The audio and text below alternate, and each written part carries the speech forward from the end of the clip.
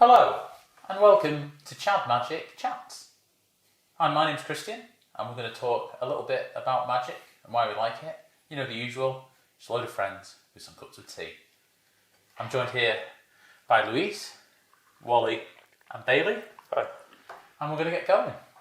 So, Bailey, if I start with you, what got you into magic?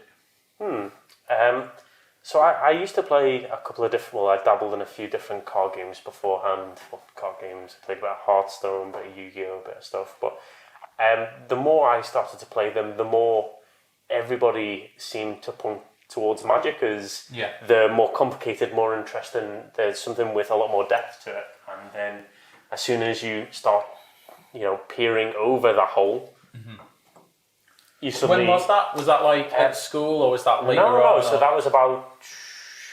That's about 3 and a bit years ago. So that is around the time, I think that's Ixalan Dominaria came out. It's really similar to me. It was just after you then. Similar sort of timing. And then basically played a little bit, kitchen table stuff originally or stuff like that. In fact, I remember the first time what actually pushed me to Magic for the first time, one of my flatmates at the time, they played a little bit with their friends, and I was coming back from, I used to work a bar job, and I got a text at like 4 a.m, like, hey, have you ever heard of Magic? And I was like, yeah, I guess. He's like, do you want to do a draft? What a weird text. Yeah. He's like, oh, you up X. And he said, oh, do you want to do a draft at like 9 a.m? And I was like, all right, yeah, because he needed people for his pod, and I was like, yeah, I'll give it a go, sure, why not? So was your first My first one was a draft, brilliant. Wow. And I was drafting, and he was like, I was like, how'd you do it? You pick cards, what you want? I was like, okay. And I got halfway through pack 2 or something, before I realised that 2 in a blue didn't mean 2, and one of them has to be blue, or something like that. And I was like, does it work like that? And they were like, nah. I was like, okay. Pack 3's coming, we're going to get this. Not only did you draft, but your instinct was to draft blue. Yeah, exactly. I think I actually was in it. I might have been. Like it's my favourite. Exactly. From the beginning. But yeah, from drafting through that, I just slowly crept into Commanderers. I think a lot of people start to get into Magic nowadays, and then from there into different formats and a load of different stuff. Sounds really interesting. Yeah. What about yourself, Louise? So I first knew I hated money. Got to get rid of it all as quickly as possible. Yeah. No, I got into Magic not too long after you guys, it seems. It was roughly around the Rivals of Ixalan time. Yeah. I ended up getting into it because a friend of mine in university was showing me some of his Magic stuff. I didn't really know what it was. I'd seen it in the past. I remember when I was like 10, I played with some Magic cards randomly, Giant Spider and things like that. Yeah. And I'd seen them before, but never really played them. And he had Commander. That's what he played, Commander. So I'm like, okay, I want to play Magic. So I went and bought a Planeswalker deck. Remember them? A Jace Planeswalker deck from Rivals of Ixalan, the Merfolk one. Oh, wow. And I played that with my vanilla 1/3s versus a Commander deck. It was great. Oh, man. I thought you meant the Planeswalkers as Commander set. Oh, no. But you actually literally need a Planeswalker deck. Really high-costed Planeswalker. Really, it was, that Jace was great. 7 mana, take 1, scry 1 or something. Play my on curve, what was it, 1/1 that does nothing. My 2 or 3 mana 1/3 that does nothing. While my friend's playing, his soldiers commander deck with text and whatnot. I was like, oh yeah, this seems fair. This is great. After a little while of doing that, I decided to buy an actual commander deck, and I got the Mizzix deck. The Mizzix Thieves Magnus. I can never remember. Take Control, something like that. I think it's called. And I played that against my friend for a little while. It was just a precon. Never added anything to it. And he hated it so much, he just never wanted to play me again. He hated playing against the blue deck with counter spells so much in Commander. After beating me up for months on my little Merfolk deck. But we went to a sealed event for Dominaria. Yeah. I had no idea what I was doing. People helped me build my deck, and I got second place. And that's when I first learned that you could actually double block a creature. I had no idea that was a thing. Must have been some cool. It was, I had like what's his name? The 7/7 colorless creature that untaps when you play a historic. Oh yeah, the big dragon. Something. Traxxas, something like that. Yeah. And I had the remember what's a monkey good guy, the monkey king, that when he attacks alone, he gets really big or something like that. Fun time, got second, and I won a Karn. Oh, nice. What a con. Because the packs that you got a Karn. So that was pretty lucky. And then for the real time I went alone and did something in Magic was at Just Play. I played... Shout out to Just Play. Games. Yeah. Played the M19 pre-release and won and got a Nicol Bolas, the flippy one. Okay. Nicol Bolas there. And that was my first starting into Magic, and Standard was my first format. Got into it because of Stefanos from the shop. He told me, you should build a deck around this card, and it was Sarkhan's Unsealing, a 4-mana enchantment that did absolutely nothing when it entered the battlefield. It was when you play a 4, 5, and 6 power creature, when you cast it, deal 4 damage to any target. And when you play a 7 or more, deal 4 damage to everything your opponent controls, their planeswalkers, creatures, and their face. That was the enchantment that I played, and somehow I ended up winning a PPTQ with it, because, sure, it was a dinosaur Sarkhan's Unsealing deck. Wow. What a time to be Meta alive. breaker, It was something else. How do you sideboard against that? You look at your opponents looking through The amount of opponents that would read it, look at it for over 30 seconds, be like, okay, sure, it resolves, and then get absolutely blown out of the water when next turn I would cast a Carnage Tyrant and just slam it onto the field. It was great. It was so much fun. And that's how I got into Magic. Well, that's pretty cool. That sounds like a really good way to get into it. And so you've transitioned now into what kind of formats? I now play mostly Modern. It's the one I play the most, followed by second is Pioneer. I've done quite well in Modern. Played it since 2019, I want to say now. I started 3 months before 2018. 3 months before GP Liverpool in 2018. I started playing Modern, went to GP Liverpool, and got 10th place. Nice. Which is pretty nice. Did really that was well. my biggest accomplishment, I think, in Magic. And I loved Modern from then on, and I decided I really hated money then. It was... £60 for this piece of cardboard makes sense. Yeah. So I'll take 4. Well, Scalding Tarn was £50. Is that literally the conversation you have when you bought your Stoneforge Mystic? Yeah. It's like, that seems very reasonable. well, I'm already paying £50. Why not 100? At some point, It's sad. I quickly bought into the fetch lands and all the shock lands.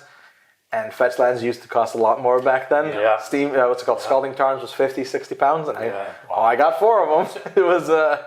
Is it the same with yourself, Bailey, in terms of the format? Because I know you love Modern as well. Yeah. So I after starting in Commander and playing that for a little bit, I was a lot more interested in trying out 1v1 formats, more stuff like that, because I know the history of Magic. That was most of Magic for, and so I was excited to try that out.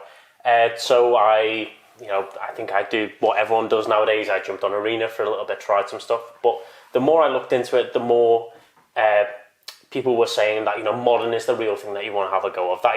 This is the deepest format that's going to stay there, and there's Is this before Modern Horizons 2? Yes, this is before. You're buying it, it's going to last forever / 2 years. It's but yeah, I sort of thought, okay, well, I'm going to try Modern. I'm going to jump into that a little bit, and this is before Pioneer, for all the Modern Horizons.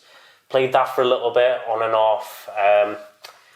And then recently, I've sort of stepped back a little bit from Modern. I'd like to play a bit more, just haven't had a chance to play it. And but I've played a bit more Pioneer. And what I've really been interested, the more I've played Magic, the thing that starts to interest me more than anything else is Limited. Limited's I love Limited.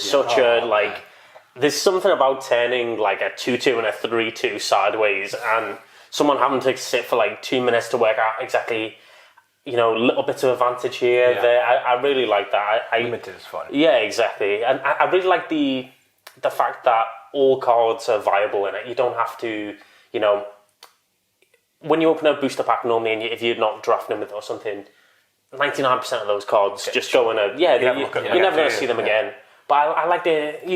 I don't know, you've not seen some of my decks, Bailey. I tend to find a home for them. It's a really interesting one. So on Limited, what would you say, and this is supposed to everyone, are the most recent, your favourite Limited sets? Which do you think are the home runs? Listen, any format and any time that Colossal Dreadmaw is legal.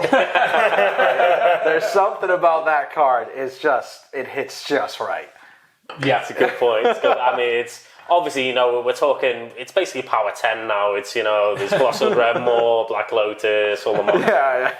I think that my favourite recent set that I've been playing, Dominaria Unite was a really cool set. I think it was a really well balanced set. I think Domain played very well in it. It had a lot of interesting archetypes, quite deep archetypes, and so I really enjoyed playing that set. We've played a little bit of Brothers War. I think we've all had a little bit of a go of it. See, I think Brothers War is fantastic. I think it's really interesting. Really good set, yeah. I really didn't expect going into Brothers War to enjoy it quite so much. But with the prototype and the big... I think I agree. It has a really clear early game and a really clear late game in terms of the way that the kind of like the limited meta works out. 100%. And with the addition of the old artifacts, because I also love Strixhaven with the Mystical Archives, and so because we kind of got that for artifacts, it can be anything, It could be anything. It could be a boat. It could be a world coil engine. Exactly. I mean, it's a really good point because it adds that... Every time you draft, it adds that extra little bit of spice. Yes. Like, I played a deck with Mesmeric Orbin the other day, and I don't think Self-Mill is quite a support archetype in the deck itself, but that's the game we were playing. I love Mesmeric Orb. Yeah, it's so confusing that you mill when you untap. A whole different sub-game. I think the complexity of the set is relatively high, but it's... And I think it is perhaps a tiny bit bomb heavy, but I think it's really interesting. I think it's really, with really a lot of returning mechanics. Yeah. The new mechanics not being the most important thing to the set. Prototype, it's fairly self-explanatory. Yeah. There's two ways to cast the card. That's basically it. It's just reverse kicker, isn't it? But the format, as much as I dislike artifacts, I usually don't like them very much. I really enjoyed it. It was really, really good. And there's a lot of hidden rares and mythics that are hitting now in Standard, Modern, and Pioneer. Yeah. I think it was Phyrexian Flesh Scourger just skyrocketed in price. And Portal to Phyrexia as well. Yeah, because that's this new Modern deck, isn't it? Shout out to Shape Anew for making which has gone up like 1,000% in a week or something. Phyrexias. Do you? I think so. I do. They're actually worth it. I bought some for like 10 quid. I feel good about that now. Imagine you've got like a trench coat and say, hey, do you want some Portals to Phyrexia? You got any more? Got whatever you want. Portals. I was after recruitment officers for. So you traded a Portal for Phyrexia? No. You get at least like 2 or 3. I was just bothering people, like tugging on them, saying you got any more than recruitment officers until the end. People just gave me them. So just going back a second, because obviously we all love Limited, but it's really interesting because you guys are both Modern players. Wally and I don't really play Modern. No, but I only really play Commander. And Limited as well. And so, like, for example, so Wally, who doesn't play Best of 3 at all, and I who don't play Modern, what would you say is the reasons to get into Modern? Only one person really gets to play. One plays Modern, the other suffers. That's usually how it goes when it comes to Modern. Wally doesn't look sold on this one. I said sell on Louis. More than the if you've ever seen a Goblin Charbelcher player, you'll know what I mean. Yeah. Modern is probably some of the most complex Magic you can play. It has a very similar feeling to playing old cards like in Legacy and all these things without as much of the busted turn 1, turn 0 out of the box kind of things, which I think makes the gameplay a lot more interesting. And as much as people love to say, Modern Horizons 1 and 2 is everything for Modern, it simply isn't true. While there is a lot of cards, some of them are just sideboard pieces. Take a look at Blue-White Control. Tell me what win cons of Blue-White Control have come from Modern Horizons 1 and 2. Literally nothing. It's Teferi, and sometimes Hall of the Storm Giants. Yeah. None of these are from there. They play sideboard cards from Modern Horizons 2. There's other decks that are of this vein. It's a lot of the old cards that are still good. Blood Moon, I'm pretty sure wasn't in Horizons 1 or 2. Yeah. Blood Moon is a fantastic card in the format Blood Moon now. is a beautiful, degenerate card. And There's it's so just many amazing. cards, Just so watching many someone things. Cry. Yes. They're expensive 5 like, blood oh. nowadays. And look Look at like those Awesome. mountains, yeah, wow. And look at cards like Shape Anew. This is from Scars of Mirrodin, about as old as it gets for Modern. And it's now coming into play. It's becoming something cool. Yeah. Same thing happened with Indomitable Creativity. Yep. Yes, I see a bulk the of it. targets are cool from Horizons, all this, and that happens. However, the old cards are what makes these cards be able to work. Without the old cards, I promise you, Archon of Cruelty is not going to see much play. Yeah, exactly. I mean, just building on what Luisa said, I think unlike every Modern, apart from Legacy or something, has the deepest card pool of any active like 1v1 format you can have. Any sort of deck you can think of building, there are probably cards throughout the history of Magic that you can pull together. Yeah. If you want to build a Goblin, a Merfolk, if you want to do all artifacts, do you want to have no lands? Do you want to have all that? Like, we have all of these. Yeah, like, That's a oops deck. all That's a deck. spells. Yeah. So tier 1 no lands there. Yeah, Dominant it's actually pretty Charbelcher, good, oops like- all spells. Those are the literal 0 land decks. Exactly, yeah. You may have actually been serious. No, Yes. 100%. So like, you play lands by playing the double face cards that are lands, but you play 0 actual lands. So you play those. If you cast a Goblin Charbelcher and activate it, you kill your opponent. just win the game. Does that like just what does it do? It reveals the top card of your library until you reveal a land card, Yeah. and then it deals as much damage as cards you revealed. So you reveal your entire deck. go, There my are deck 0 revealed. lands, Yeah. and you deal that much damage, which is usually upwards of 40 plus. Yeah.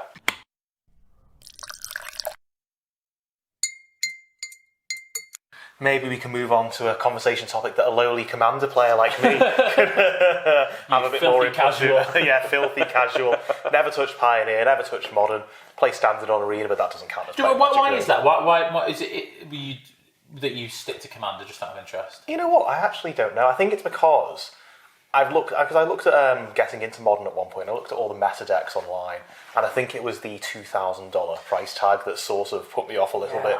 But I guess that's not to say that I couldn't just build a Modern deck out of what I've got. You don't need both kidneys. Just No, that's a fair point, actually. Maybe I could wake up in a bag of ice or something. Yeah. Your liver regenerates itself. I know a guy. But I guess no matter what format you're playing, you've still got to build the decks. So I think worth putting the question out there. When you're building a deck, how do you do your research? Right. Control C. Okay, that's a good one. That's an interesting point, actually. Is your first instinct to go, I'm going to look at what's out there already? Or is your first instinct that you maybe see a card and you're like, aha, this is the basis for it? So if I've decided I want to build a commander, I look for content of it online, and I particularly look for content of it when like Chad Magic. I particularly look for a player playing it who has a similar play style to me. Okay, so that's if Jimmy interesting. off game nights is playing a particular commander that I'm really interested in playing, then I know that he will have a build that speaks to me. That's really interesting. I like Because that. he likes the big swings, the broken stuff, dying early. But yeah, so that's probably the main thing I do. Then obviously you've got EDH Rec and all those other things. So that's really, so basically what you are optimizing for and what you're looking for is more the experience that you get Yes, from playing the deck absolutely, rather yeah. than even the mechanics of what you'd be like, okay, well, this is the kind of deck, the play style I'm looking for, and this is what that's interesting. I And like even that. in my Nagila deck, which is sort of borderline CEDH range, I've still got cards in there that I just thought, this will be really fun. It definitely is very format dependent on how you build the deck. Yeah. Because for Commander, you have so much more freedom. Yeah. You can build anything and everything. There's no restriction on what's going to make your deck too ungood or too good or whatever. You can play whatever you want as long as it fits your play group. That's really nice. You see a card and you're like, this is a fun card. I want to play this. Like this Public Enemy from New Capenna, which basically you enchant a player, a creature, and everyone has to attack the player that creature controls. Now that card is just fun. hilarious. Or even ridiculous cards like Apex of Power. What does that one? Oh man, That Cascade. No. This is I think it's a 10 mana sorcery, 3 red and 7. I think is what it costs, or something, or maybe it's 8. I can't remember. When you cast it, as long as you cast it from hand, you get 7 red mana, and you exile the top 7 cards of your library, and you may play them this turn. And you're telling me that won't cut it in Modern? Not really, It's quite unfortunately. expensive. Sideboard card, Sideboard card, yeah. Depends on the matchup. Depends on the matchup. When I play my mono red Tron, it works just fine. So when you approach a deck building, then you said obviously it depends on format. Obviously, Yeah. completely true. I'd agree with that. How does it differ for you then between, let's say, Commander and a best of 3 format like Pioneer or Modern? Because the best of 3 formats, they're 60 card decks with a limitation of up to 4 cards. You don't have to make as many choices of little cards. It's really easy to streamline a deck. It's a lot more congruent. It makes more sense just in looking at it right away. It's very easy to grasp what a deck is doing because there's not that many cards. Whereas in Commander, there's so many more individual cards, and you're not likely to draw them because it's 1 out of 99, right? Yeah. You have to make so many more choices in terms of what cards are kind of like other cards or fit the same purpose or can work in this way. Whereas in the 60 card formats, you just have the pick a cards strategy, yeah. and the cards are pretty So how do you pick a self-explanatory. strategy? So that all comes down to what you like, Yeah. right? So I'm a fairly competitive player. I like playing more competitive decks. It's what I enjoy. Yep. And I tend to lean towards, funnily enough, they don't really pair with each other, but I either like Izzet or I like Naya. Those are the two that I like the most in terms of combinations. Yeah. Naya is what I played for the dinosaur deck in Standard. Yeah. Is Naya Sarkhan's Unsealing Dinosaurs, the top meta breaker of the world. Or in Modern, I played a lot of Blue-Red Murktide, played a lot of Phoenix in the past, those kind of things. And they fit my playstyle because it's just what I like to do. I either like to cast a lot of spells in one go, Yeah. or cast something so backbreakingly fun, which is what Naya does for me, that it's amazing. So you're a big turn kind of guy. Big turn. Yeah, Big yeah. turn for Man sure. after my own For heart. sure. Yeah, you are the definition of a glass cannon, I find, Wally. Like you are just like, ha. Oh wait, no. I see myself as Icarus flying across space. That's how I felt today in the Commander game. Haha, I got these two, and then Christian's like, gotcha. See, for me, in deck building, right, I'll be honest with you, a big thing comes down to me is the price target of them. So I would probably look at the price before the strategy. So at the moment, for example, in Pioneer, I'm playing Modern White Humans, and like we just played Yori in there with in the Commander game, but that expensive, and I think that's a limitation I kind of impose on myself. But when I'm looking at, okay, what deck am I going to build, I do think there is a big bit of it where there'll be a card. And there'll be a card I'm like, I want to play this card. And I think that transcends what format it is. Because obviously there's some cards that work better in different formats, but if this card is available in a format and I really like the look of it, I really want to play it. 100%. Oh yeah, price, yeah. And does that maybe affect your Commander deck building a bit less? Because assuming the card you really want to play isn't a legendary creature, then you've just got to hope you draw it out of the 99, haven't you? Yeah. So, and I've definitely done that in Commander. Like, I'm desperate to play with this card, so I'll build a deck for it to go into. I've still to this day never played one of those cards. So I guess what I'm asking is it pointless? Well, I think in Commander there's a lot of tutors. So if you are looking for a specific thing, there are ways to get it. So like, let's say your piece is a creature, you might have an Imperial Recruiter or Recruiter Worldly of the Guard, Tutor. Fair point. Worldly Tutor. If it's an instant or sorcery, you might have a Mystical Tutor, you might have Solve the Equation. And I think Solve the Equation is great. Three mana puts it into your hand. Really Demonic Tutor if you're in black. Yeah. Get whatever you want. There's a new one as well from Brothers War, one in a black. Diabolic Intent. Diabolic. Yeah, it's actually an old card. It's a reprint. Used to be in Battle One, then it was in... So I pulled a couple of them, actually. Yeah, I'm going to put one in Slimefoot, so... I think it's really good. I mean, well, it's in my Yawgmoth deck, but I'm interested to see what it does in singleton formats, just sort of stuff like that. I'd be interested. The Rakdos scam. It's going to be an interesting one. Or even Rakdos and Pioneer, because there's plenty of sacrificing, a lot of stuff. You can play, what's her name? Unlucky Witness. Unlucky Witness, yeah. That's a great sack target. Amazing sack target. Oh, you just like basically impulse 2 cards? Is it Yeah. Like, you put 2 cards and into I get my exile. other one, you're like, oh, sick. Well, I basically Ancestral Recall. It's amazing for that. Yeah, I think, but it's really interesting what you were saying though, because I think sometimes, we've all been in that situation where we're making a deck and it's a card that speaks to you, it's a card that, hey, I want to build this deck around it. So like you're playing mono white. Yeah. And one of them for me, I really like Thalia. Thalia was a great card. I was like, oh, it's this symmetrical effect, but it's a way to break it and change. And that's why I liked trying like Death and Taxes for a bit, because it's this really a seemingly symmetrical card. And you're like, oh, why would I play that? But the more you look into it, and more you build around it, and the richness of that, I think that's your where... Death and Taxes deck is really interesting as well. It's one of the most interesting ones I've seen, Yeah, but let's not have it at the table, though. You want to play your big things. So, what kind of commanders speak to you? Because you mentioned, obviously, Luis, that you like either Izzet or like Naya. Goblins and dogs and cats, apparently. That's I like commanders that can win the game by themselves. I probably commanders that can win the game by themselves, and also ones that just build you value. The first one after playing Yorion. What does Yorion do by himself? The 4/5 giant serpent guy.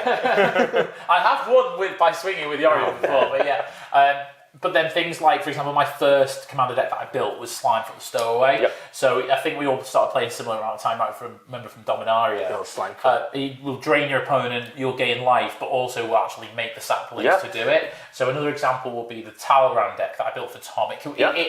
Won the first episode. Yeah, and I think Feather's a really good example of that as well. Exactly. I think having having an engine in the command zone, and this something that, these other cards, you may have 40 cards that are not going to see play anywhere else. Like, there's not many sapling cards, but to you in that deck, you're like, wow, this is incredible. This is like a real key piece for me. Or like in Feather, where it's, hey, here's my 20 draft commons that are gonna, like, how are you gonna fight through 5 different protection spells and pump spells and stuff?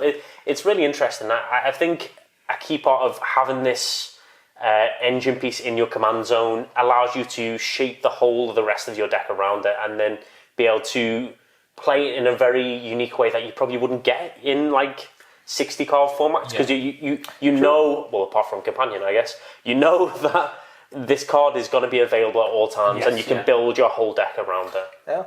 I mean, the Rin and Seri all started as a project for the girlfriend to try and get her to play Magic, because cats and dogs are a great way. We've all tried that. I don't know. It did not work. She could not understand the game in the slightest, and then somehow ended up with a 2,000-pound commander deck. I probably didn't need to put Plateau, Taiga, and all those. At what point are you buying cards for yourself and not for your girlfriend? Like, surely that's around a few. Can I just ask, if she was playing the Dogs and Cat deck, what deck were you playing? Because I've seen your other commander deck. It's Mizzix is it?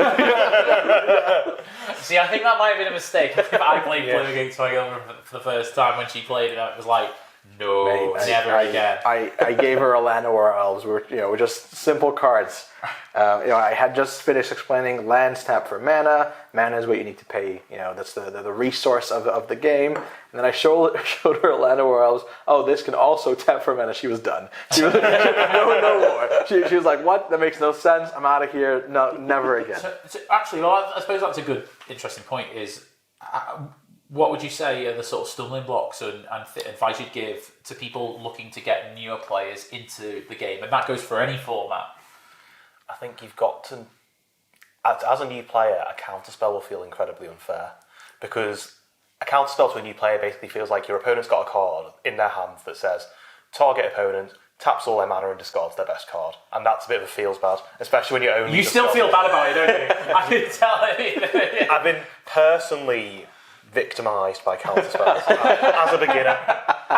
I think it's a good...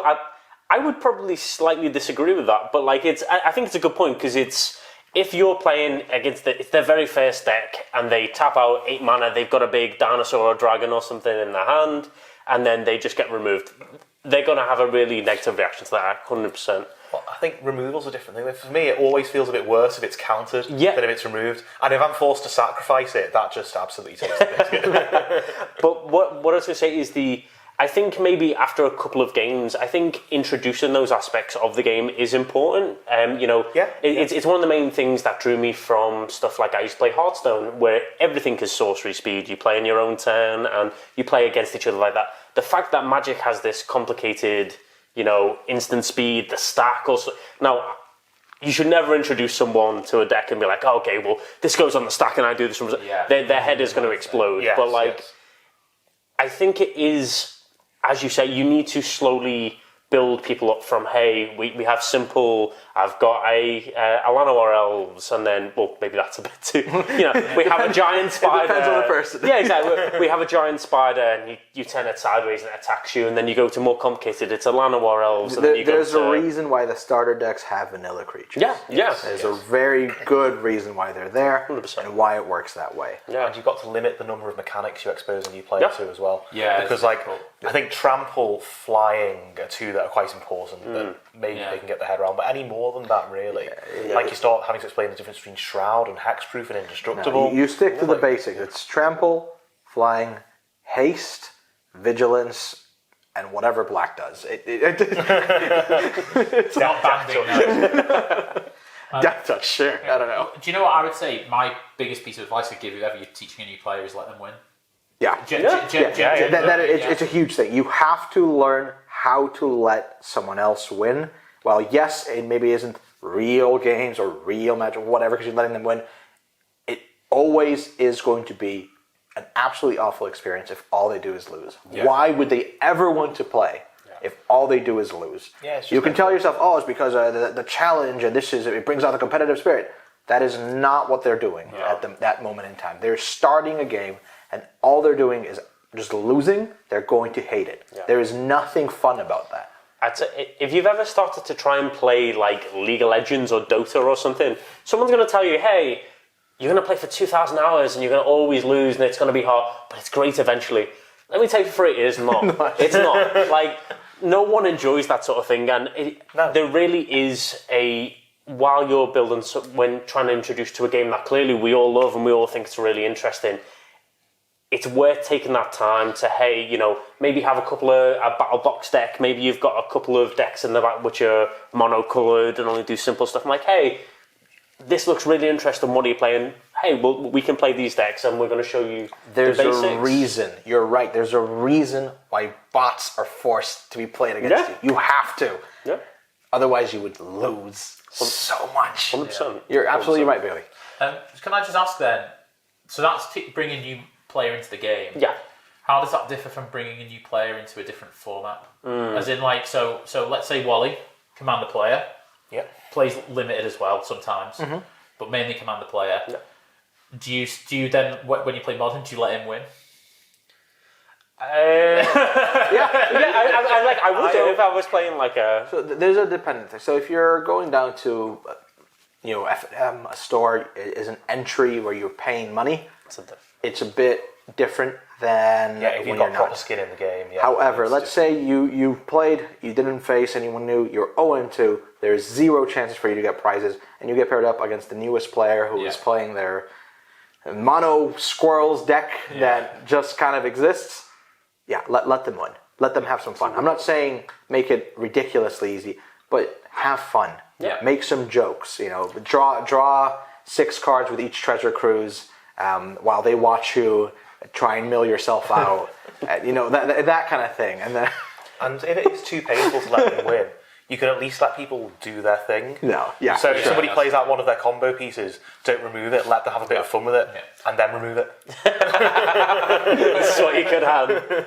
It's a really good point, though. I mean, Go down to 1 life and then just go, ha! Because I think it's... Make it dramatic. Yeah. Especially as you start to play more singleton formats and more 1v1, I think people start to get blinders on a little bit of, I am going to do anything to win. I'm going to treat it as a competition. We're going to do everything. I'm going to try and optimize my plays as best I can do it. And there is a lot to be gained out of that, and there's a lot that is interesting from that. But above that, in my opinion, is you need to remember it's a game. You should be having fun. Yeah. Like, if you're hating every minute and you're basically making it into a job and like, oh, well, if I didn't do this exactly right, I'm not having a good time. I don't think that is the headspace that you should really go into that game with. I agree. On that point that you're making there, this is why I actually think, and you might not agree with this, I think this is a reason why people should play more than one format. One of the things I've found that Commander players in particular, who only play Commander, are actually a little bit more competitive when they play Commander than people who play a competitive format in addition to Commander. Yeah. So I play Pioneer, that's me being a bit more competitive. I play Limited, that's me being a bit more competitive. When I play Commander, yeah, it's great to win, but genuinely, I really don't care. Yeah. Like, it really, Says really the person who's won 3 episodes in a row. Yeah, but that's not because I'm like, oh, I've got to win. To be fair, he forced me not to play the deck that would absolutely... I'm just saying. I said our viewers would want to see the cats and dogs deck, and I think I was right. But Well, they certainly did see the cats and dogs, didn't they? What I mean is, you very whole RSPCA in there. Yeah. You very rarely catch somebody who plays Commander casually who also plays other formats competitively being salty about something in Commander. They tend to be much more relaxed about it, whereas I think sometimes people who only play Commander have a little bit more of a competitive element to the way that they only actually have more fun when they're winning. You can disagree with this statement, by the way. I think I agree with you. I think Commander is the least competitive of the formats. It's supposed to be. That's the but whole when you purpose only of it. play Commander... Yeah, but you don't realise that, how uncompetitive it is, or how much less competitive it is, until you've played a proper competitive format, like Pioneer, like Modern. Yeah, because as much as people hate counterspells in general, in Commander it comes out so much, but people don't realize how bad counterspells really are in Commander. In a single 1v1, way better. When there's 3 people that you have to contend with, and you're countering one person's things and tapping out, you are done for. If they get something, another player does something, you are so done for. You've basically gone down. If there's a 4-player pod, 2 of you have gone down a card, and the other 2 spending no mana and no cards have just... Yeah. And you've probably spent 2 or 3 mana on your counter spell as well. There's been plenty of times in Commander when maybe I've had a counter spell and someone's gone immediately, no, I'm not allowing that, and they counter it straight away, and I'm like, okay. Well, yeah. Okay, I've countered that for nothing. Definitely have to get rid of that. So I think that's right, but it's an interesting one because I think when it comes to, I think that's something that I would promote about playing other formats is because it's almost like let's go to like Limited, let's go to a pre-release, let's try and win a couple of packs or a prize or something like that, and then maybe before or afterwards we'll jam a game of Commander. And I think that's what works for me. I mean everyone things work differently for everybody else, but I find that I have the most fun with it as a purely casual format. Just having That's fun. what it is. It's what it was designed for, judges and whatever. I think it's a very good point having that mix of 2 different formats to go to. So, as someone who you came from a Commander background, you mostly play Commander, played a bit of Limited and stuff, and some Arena as well. Yeah, definitely. Arena, yeah, exactly. So you've dabbled in the stuff and you're interested in too much. Would you ever consider trying it out, going to Pioneer or Modern, or what would it take for you to want to do that, essentially? Come to us. It's a good question, and I think the main reason why I don't go to Pioneer is because Thursday evenings aren't great, and that's Pioneer. Our local LGS. Fair. And sometimes it is just something like that that means you can't play as much. But yeah, I definitely do want to get into other formats. Because I want to play more Modern Magic. is there. Yeah, I find that one of the great things about because Commander is obviously so popular. Loads of people play Commander. You can pick up a precon really easy, simple, all that type of stuff. When it comes to Pioneer or Modern, people are absolutely so up for lending you a deck. People are because if I had asked you guys how many Modern decks you have each. We don't answer questions. It's rude to ask questions like There's that. a chance my girlfriend will watch this. I'm not going to answer. I think my accountant would advise against this. But do you have decks to lend? 100%. I literally lend, I think, 2 to 3 decks every Modern night. Every single... It's fun. And there's several people there who will do that themselves, who will bring multiple decks. Ahmed, who comes to Thursdays, I literally lend him a deck every time he comes down. He's 2nd or 3rd in the Modern League. Does he actually have any of his own decks? He has... I don't know if he owns his own deck. He played a lot of Standard. That's the stuff he owned. But he's been lending those decks. He's been having a blast. He's gotten to play the format. He understands the format. I understand there's a barrier to entry. That sucks. Yeah. Hopefully, eventually they'll get somewhere. But there is ways to get into Modern when you don't have anything. That's what I did when I started. I was playing 12-bolt random mono red deck. It was not any good. I still did all right. 2-2 most nights, or 0-3 or 0-4. That sounds absolutely degenerate, by the way. You ever seen a wizard followed by lightning bolt, wizard's lightning, lava spike? It is amazing. I don't ever want to see that. It is the best thing in the world. I think it's a really good point to pick up from what you're saying, though, because I think it's when you say, oh, well, I'd like to come, but you're looking at it and it's a £2,000 price tag. Yeah. And I think if anyone looked at that and you're like, hey, come and try this thing out, you've never tried it before, it's going to be £2,000 up front, please.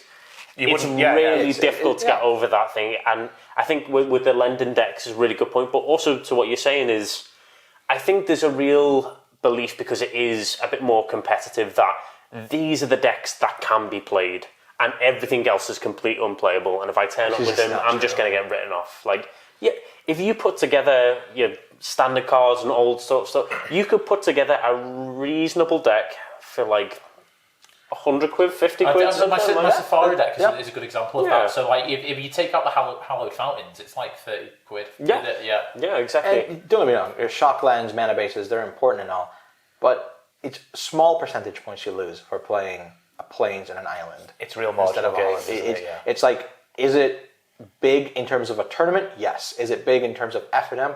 Not really. You'll be fine. You can play the game. You'll be fine.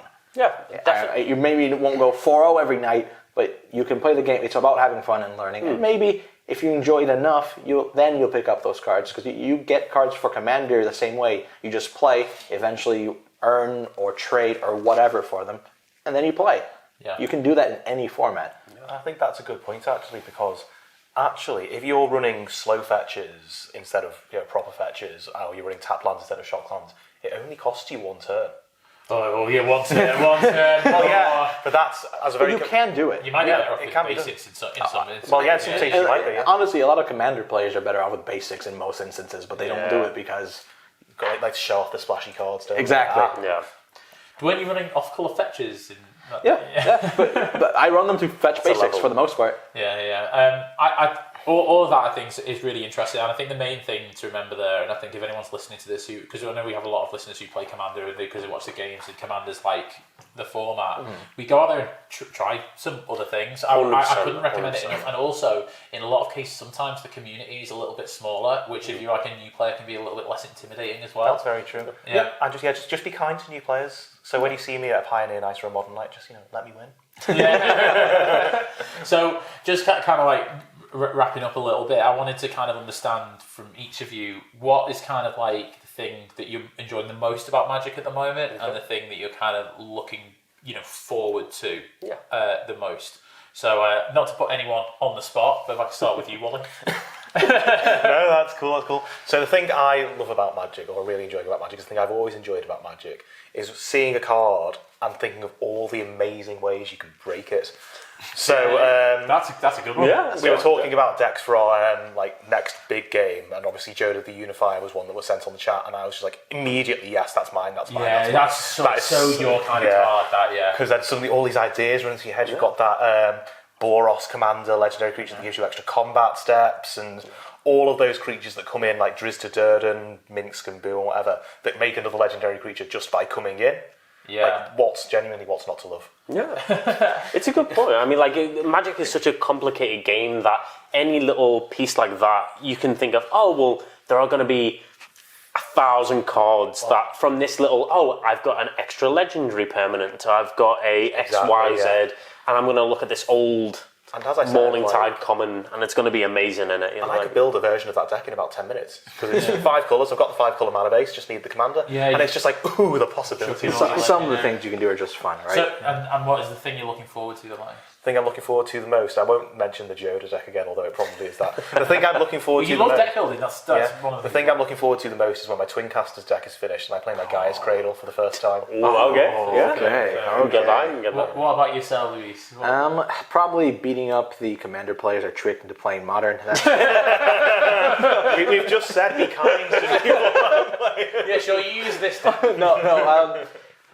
I genuinely enjoy building just whatever I can in the formats that I play. So Modern, as much as these are the best cards, and sure, to be the most competitive, you have to play certain cards. You can build anything in those formats. I literally built a Mir Superion deck. If you don't know what Mir Superion is, it's a 5/6 We'll bring it up on screen. 2-mana creature that can only be cast with creature mana. So mana that was created by creatures. Now, it is not a very playable card, but man, is it fun. You can do all kinds of things. It was things like what's it called?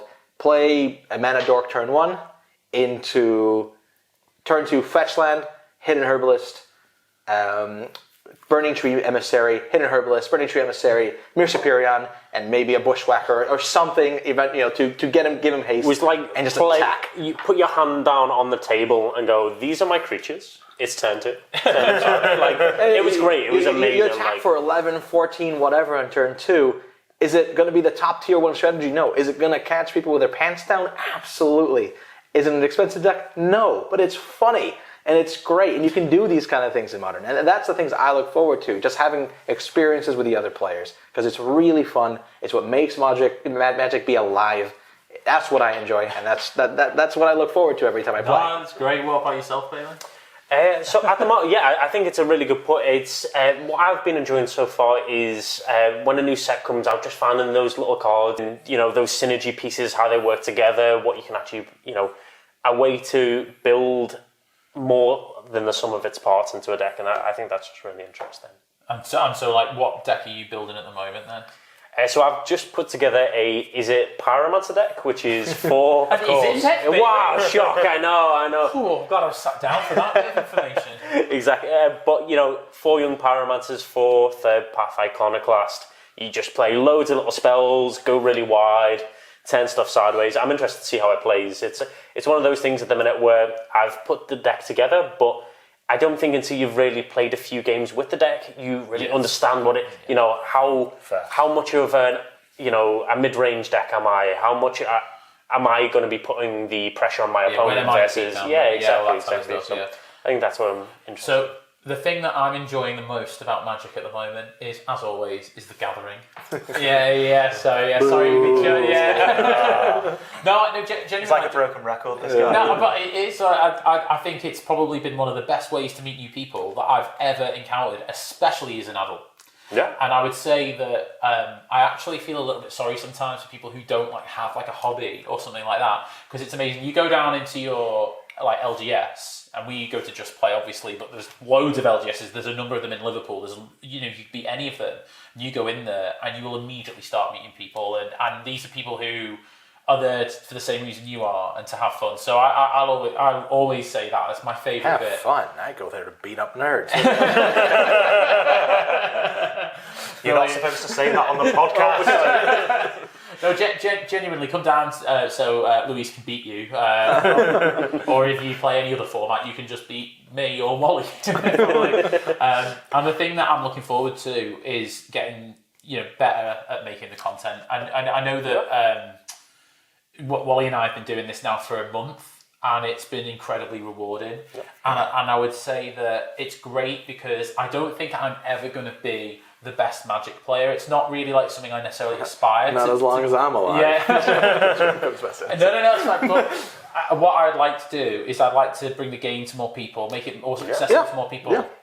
And one of the things I've really enjoyed as well is we get a lot of comments from people who maybe can't make it to an LGS or something like that. You do get that and just bringing them into so that it's they sat at the table with us. And so I'm looking forward to bringing that to more people. That's probably my thing. Yeah, I mean that's a really aspirational thing to go for, because as you say, say, I said it. Yeah, Halo comes up behind them and stuff. But yeah, you're exactly right though. I mean, having that shared hobby that you and a bunch of other people are really passionate about, and you can go in and not know them, but you can spend an hour chatting with someone and be like, oh, what did you think of this? What do you think of it?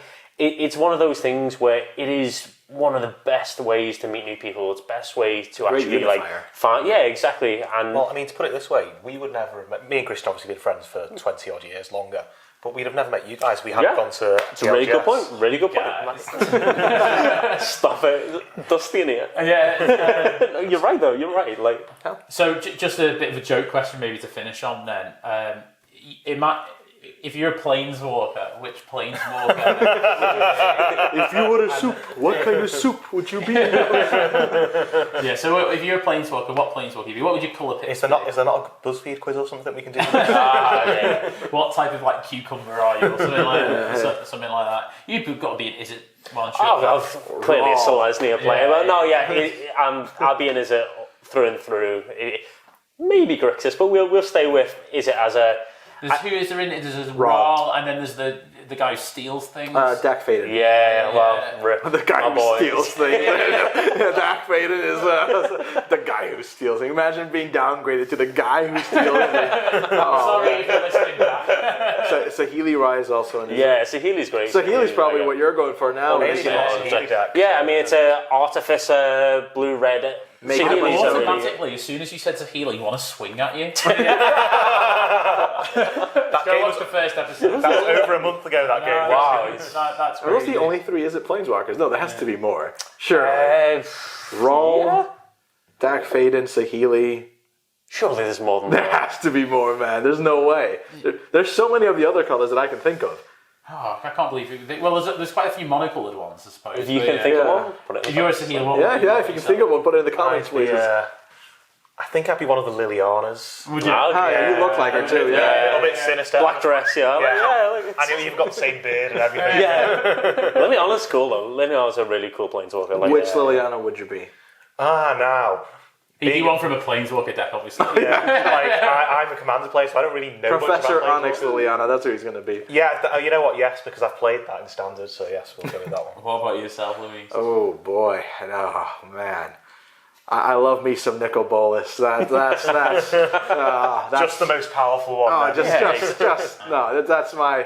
It's my thing. Well, if you go Bolus, I'll go Ugin. Oh, okay. So let's get that one. It's the things I like, right? I'm also I like. Is it a lot like Bailey does? But I tend to play Grixis. My LGS knows it's my pet deck is Grixis Louise pile as they call It's it. beautiful. It's beautiful. I'd be the big Ugin, the one that comes down and just exiles all your things. Oh, Yeah, so so- mine just like Come on, yeah. not Gideon, Bye, mono white. Well, yeah. If in reality, it probably would be Gideon. Yeah. It would.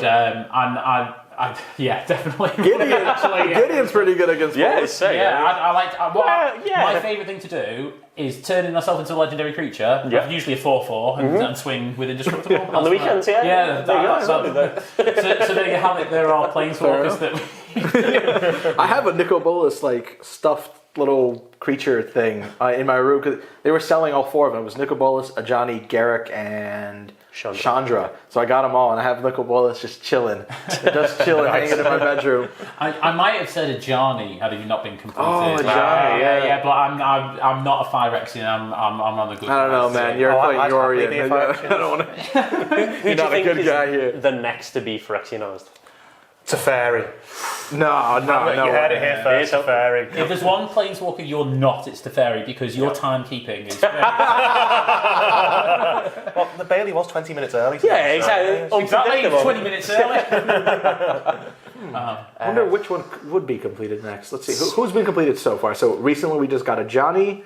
Tamio was completed. Maybe Ashiok or like. Is it No, She's I don't- doing stuff I with don't think Phyrexians, isn't she? Like, Yeah, but Ashiok's like.